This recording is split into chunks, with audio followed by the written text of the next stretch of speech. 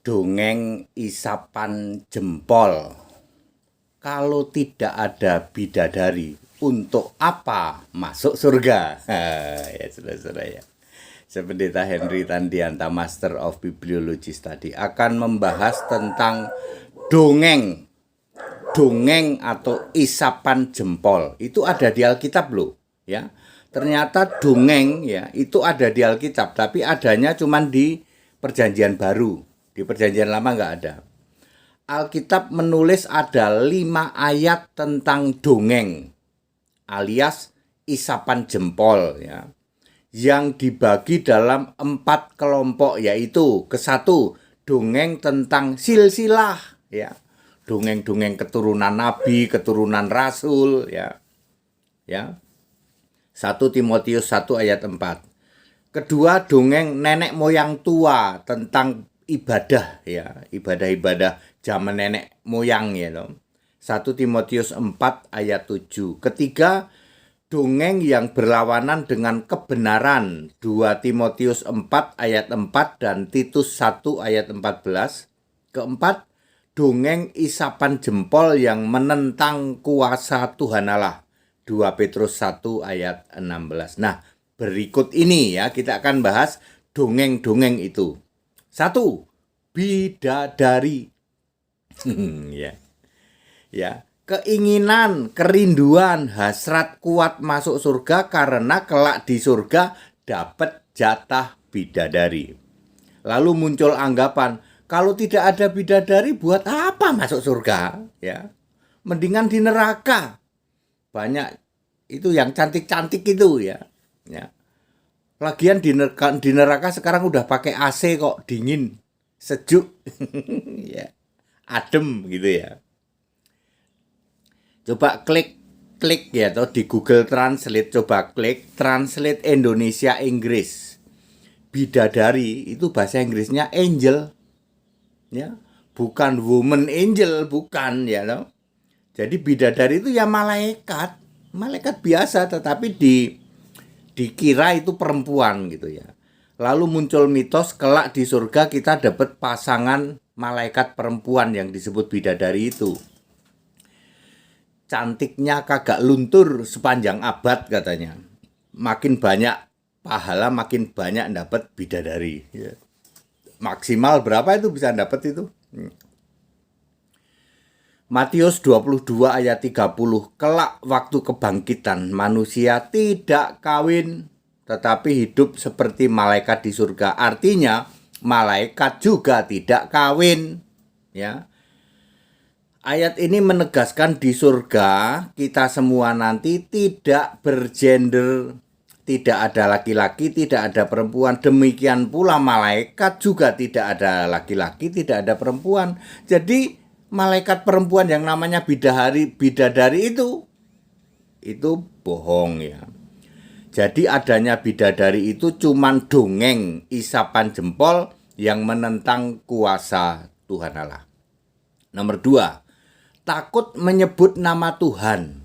Dongeng Yahudi menentang kebenaran adalah takut menyebut nama Yahweh, diganti Adonai. Ada ratusan ayat di dalam Alkitab, dimulai Kejadian 4 ayat 26 sampai Maleakhi 4 ayat 2 bahwa mereka menyebut nama Tuhan Yahweh, yang membuat dongeng bahwa takut menyebut Tuhan Yahweh itu dongeng menentang kebenaran ya. Nomor 3, penyembah Bapa. Penyembah Bapa adalah dongeng zaman kuno tentang beribadah menyembah Bapa. Padahal dari kapanpun sampai kapanpun tidak pernah ada yang menyembah Bapa. Yahudi itu mempunyai panggilan khusus untuk Allah, yaitu Bapa. Tapi syarat Bapa ini adalah namamu adalah penebus kami sejak dahulu kala. Yesaya 63 ayat 16. Benar bahwa Yahudi itu memanggil Allah itu Bapa, tapi Yahudi tidak pernah menyembah Bapa. Lagian Bapa yang dimaksud Yahudi adalah namamu adalah penebus kami. Anak SD tahu Baca Yesaya 63 ayat 16, Bapa yang dimaksud orang Yahudi, Bapa yang panggilan untuk Allah yang dimaksud adalah Yesus. Jadi Allahnya orang Yahudi itu Yesus. Ya, kalian aja nggak paham. Makanya ketika Yesus datang ke dunia, orang-orang Yahudi yang asli dia menerima Yesus. Tapi yang palsu, yang KW menolak Yesus. Ya, orang Yahudi menyembah Yesus Yahweh dan tidak pernah menyembah Bapa. Demikian pula ada dongeng menyembah tiga Allah-alahan, yaitu Bapa, Anak, dan Roh yang dikuduskan. Itu Allah ilusi, dongeng, dan fiktif. Keempat, keturunan Nabi dan Rasul. Klaim seseorang menjadi keturunan Rasul Paulus, itu cuma dongeng. Karena Paulus tidak punya istri dan otomatis tidak punya anak. Jadi Paulus tidak punya keturunan. Kok Anda mengklaim aku keturunan Paulus? Mengaku keturunan Nabi Yakub, katanya Yakub Israel misalnya, adalah hoak. Ya. Dongeng doang itu, sebab Yakub hidup sekitar tahun 1700 sebelum Masehi. Penduduk kota Medan katanya mengklaim, kami ini penduduk kota Medan ini keturunan Nabi Ibrahim. Sebab Ibrahim punya anak namanya Medan. Kejadian 25 ayat 1. Itu pasti cuman kebetulan dan dongeng saja. Sebab Ibrahim tidak punya anak yang namanya Sibolga dan Tarutung. Iya ya. Orang Medan bilang, kami ini keturunan Ibrahim. Baca itu, Kejadian 25 ayat 1. Ibrahim punya anak namanya Medan. Kami orang Medan, anak keturunan langsung, keturunan Nabi Ibrahim. Coba dicek, Ibrahim tidak punya anak namanya Sibolga dan Tarutung. Ya. Di era modern saja tidak bisa melacak lebih dari 5 garis keturunan. Jadi 100% hoak. Ya, dongeng belaka kalau ada yang mengklaim sebagai keturunan nabi atau rasul. Semua nabi dan rasul Alkitab Perjanjian Baru sudah mati abad pertama. Sekarang abad 21. Anda mau ngaku gitu keturunan nabi? Ya. Ya, tidak bisa. Jadi itu Bapak Ibu Saudara dongeng-dongeng ya. Isapat jempol di Alkitab ya. Alkitab mengenal loh kata dongeng. Ada 5 ayat, ya, hanya 5 ayat itu. Dibagi dalam 4 kelompok ya. Termasuk dongeng Medan. Medan ini keturunan langsung dari Nabi Ibrahim. Kenapa? Sebab Nabi Ibrahim punya anak namanya Medan. Itu baca Kejadian 25 ayat 1. Cek juga dong. Kalau memang Medan itu keturunan langsung Ibrahim, mestinya Ibrahim punya anak juga namanya Sibolga atau Tarutung. Ternyata nggak punya. Jadi itu cuman kebetulan. That it ya, dongeng-dongeng di Alkitab, dongeng-dongeng yang tertulis di Alkitab itu ternyata begitu banyak mempengaruhi ya. Kalau Anda punya anak perempuan, ya lalu Anda suka berkata, "Hello, my angel bidadariku," gitu ya. Sekarang mikir ya Pak ya. Anda itu dongeng yang melawan kuasa Allah loh. Allah menjadikan malaikat itu makhluk roh, tidak bergender, tidak ada laki, tidak ada perempuan.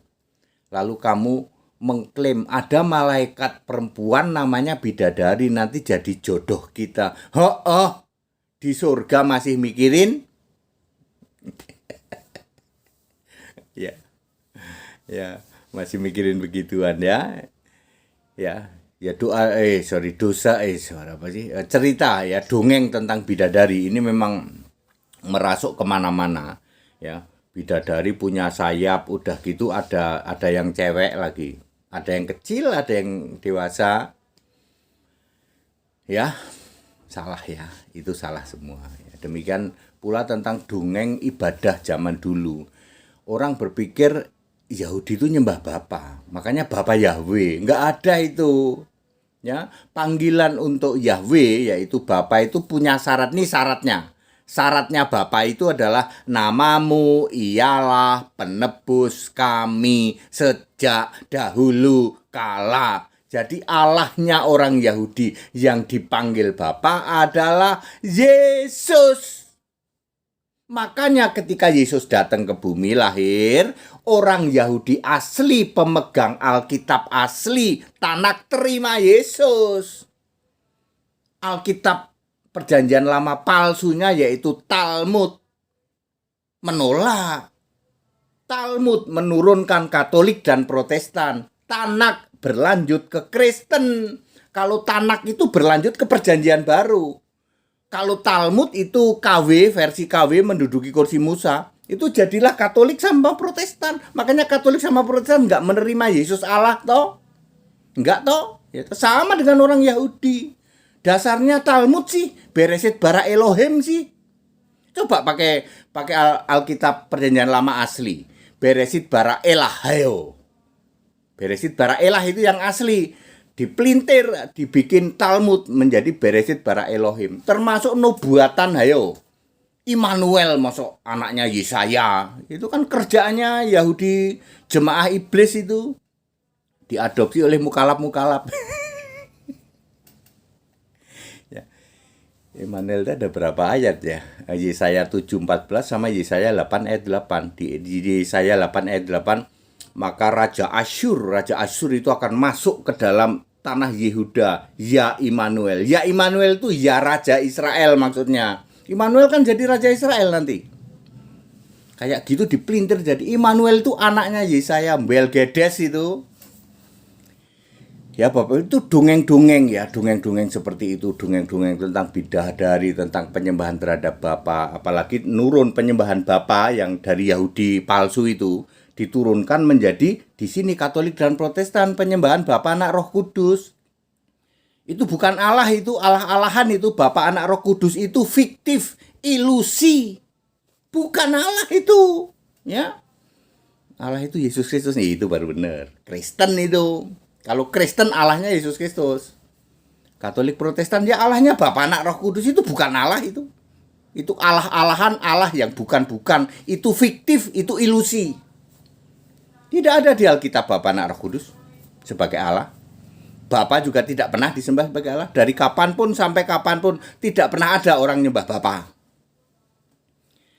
Very clear Bapak Ibu Saudara, itulah dongeng isapan jempol ya. Kalau nggak ada bidadari, untuk apa masuk surga? Kita Indonesia, kita Pancasila, toleransi harus, keberagaman wajib, disyukuri, bersahabat dengan beda iman itu bisa. Kita Indonesia, kita Pancasila. Segala hormat, kemuliaan untuk Yesus Kristus, satu-satunya Allah yang benar. Allah segala masa, sebelum segala abad, sekarang sampai selama-lamanya. Haleluya. Amin.